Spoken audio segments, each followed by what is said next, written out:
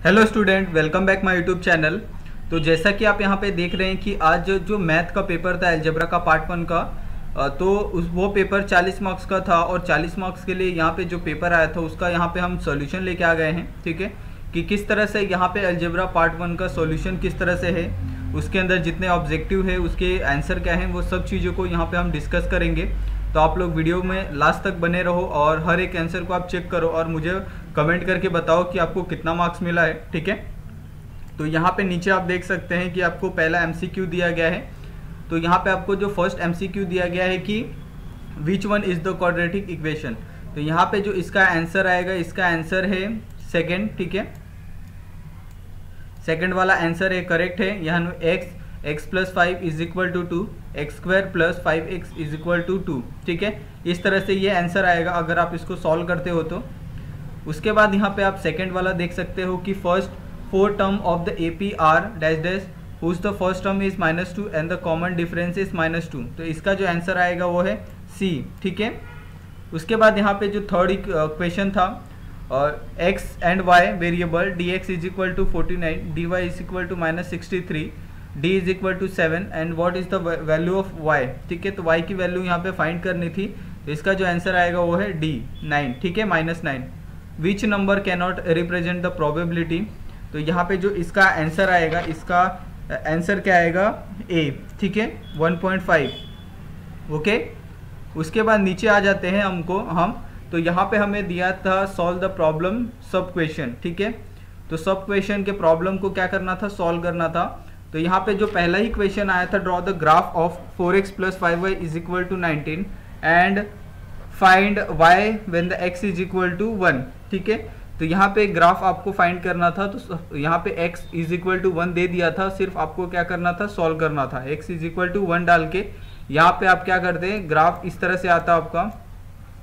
ठीक है, तो ये हमारा क्या हो जाता है, ये x हो गया। ठीक है, और ये x हो गया हमारा, और ये क्या हो जाता है, y हो जाता है। ठीक है, ओके सॉरी, यहाँ पे ये थोड़ा मिस्टेक हो गया। ठीक है, तो ये हमारा क्या हो जाता है, y हो जाता है। तो यहाँ पे आपका जो y की वैल्यू आती है वो आपको क्या यहाँ पे पुट करनी थी। ओके, ठीक है, फाइंड y, और उसको फिर क्या करना था, ओरिजिन से पास करना था। Determine whether the 2 is root of the quadratic equation और नॉट। ठीक है, तो आप सॉल्व करोगे तो आपको पता चल जाएगा कि √2 क्वाड्रेटिक इक्वेशन है या नहीं है। उसके बाद यहाँ पे write the second and third term of the AP whose the first term is 6 and the common difference is -3। ठीक है, तो इसका जो आंसर आएगा, इसका आंसर आप किसके फॉर्मूले से निकाल सकते हो, TN के। ठीक है, TN का जो फॉर्मूला है, TN का जो फॉर्मूला है A plus n-1d bracket n-1d। Okay, 2 coin are the toss simultaneously, write the sample space. तो इसका जो सिंपल स्पेस आएगा 2 कॉइन का, head head, head tail, tail head और टेल टेल। ओके, यहाँ पे नीचे आपको दिया था complete the activity to find the value of the determinant. तो यहाँ पे आपको क्या करना था, क्रॉस मल्टीप्लाई करना था। ओके, क्रॉस मल्टीप्लाई करके आपको वैल्यू निकालना था। ठीक है, आपको ऑलरेडी यहाँ पे सब चीज़ें दी गई है, बस आपको क्या करना था, मल्टीप्लाई करना था। यहाँ पे आपको complete the following activity to find the 19th term of the AP, और यहाँ पे आपको जो डिफरेंस दिया था 13 - 7 करोगे तो आपको कितना डिफरेंस मिलेगा, 5 का। ओके, 8 9 10 11 12 13। ठीक है, 12, तो यहाँ पे आपको 5 का डिफरेंस मिलेगा, तो 5 का डिफरेंस यानी D आ गया।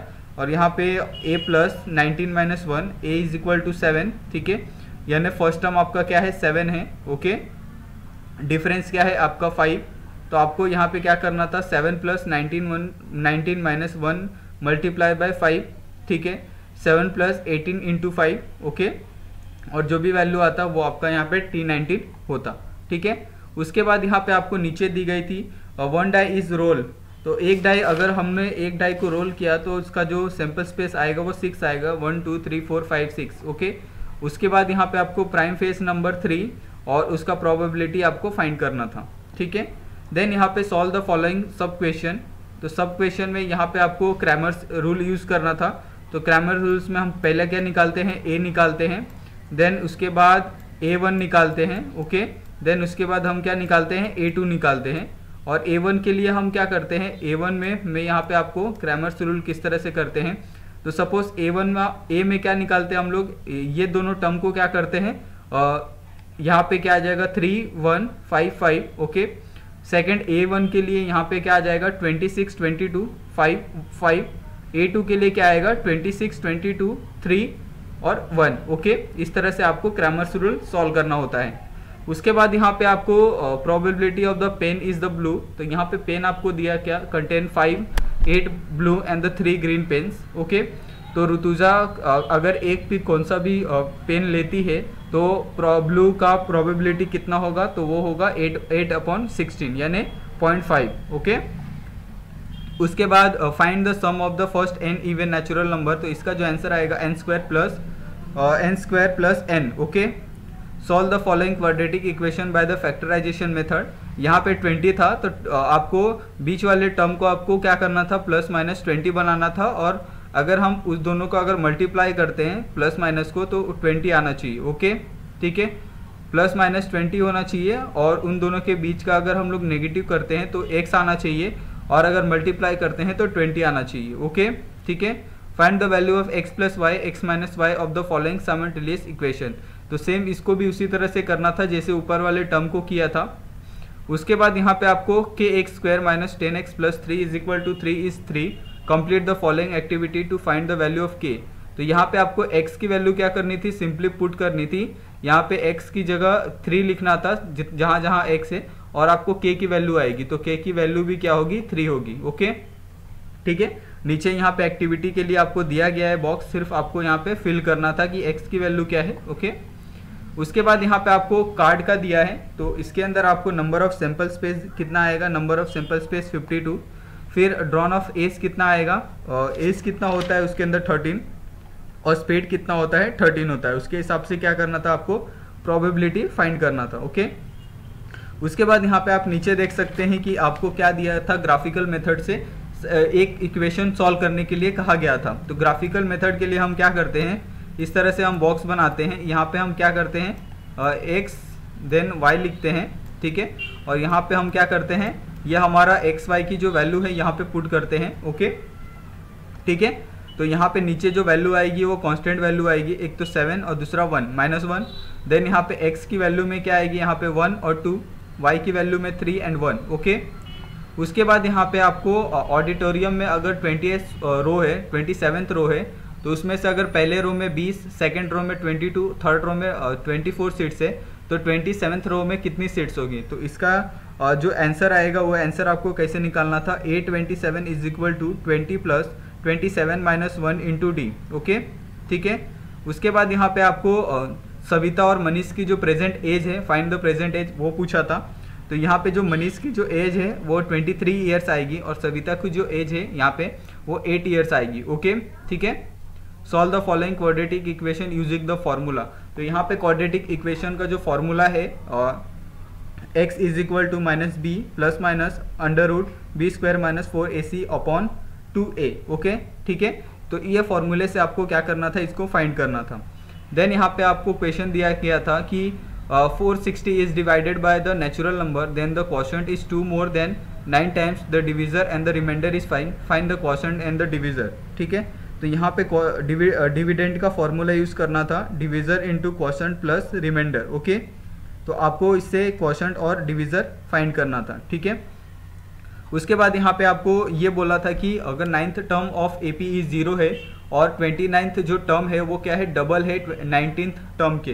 तो इसमें क्या फॉर्मूला आएगा कि जो A19 है, ठीक है, A19 क्या है और 20D है, और A9 क्या है, A प्लस 8D है, और तो A29 क्या हो जाएगा, और 2 मल्टीप्लाई बाय A19, ठीक है। उसके बाद यहाँ पे नीचे था पैरामीटर ऑफ आइसोस्केल ट्राइंगल। तो आइसोस्केल ट्राइंगल क्या होता है, दो वैल्यू यहाँ पे कॉमन होती है, x और एक वैल्यू क्या होती है, अलग होती है, ठीक है। तो ये दो वैल्यू जो आएगी वो 7 7 आएगी, और इसका जो वैल्यू है ये 10 सेंटीमीटर आएगा, ओके, 10 7 7, ओके, इसका आंसर है। उसके बाद यहाँ पे following the sub question any one, तो यहाँ पे जो पहला क्वेश्चन है कि a bag contain the 8 red and the some blue ball, one ball is drawn at the random from the bag, if the ratio of the probability of getting red ball and the blue ball is 2:5, then find the number of blue balls. तो इसका जो answer आएगा वो कितना आएगा, 20। Okay, तो आप लोग चेक करो और मुझे कमेंट करके बताओ कि आपका आंसर क्या आ रहा है।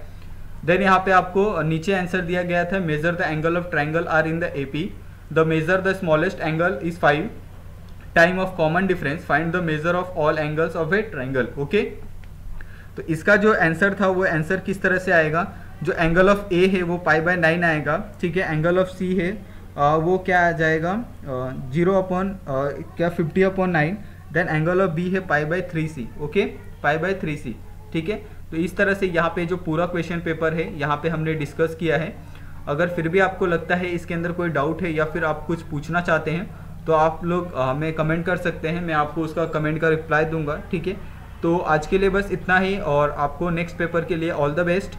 और please do not forget to subscribe my channel, please आप लोग सब्सक्राइब कर लो मेरे चैनल को। और आज के लिए बस इतना ही, मिलते हैं नेक्स्ट वीडियो में।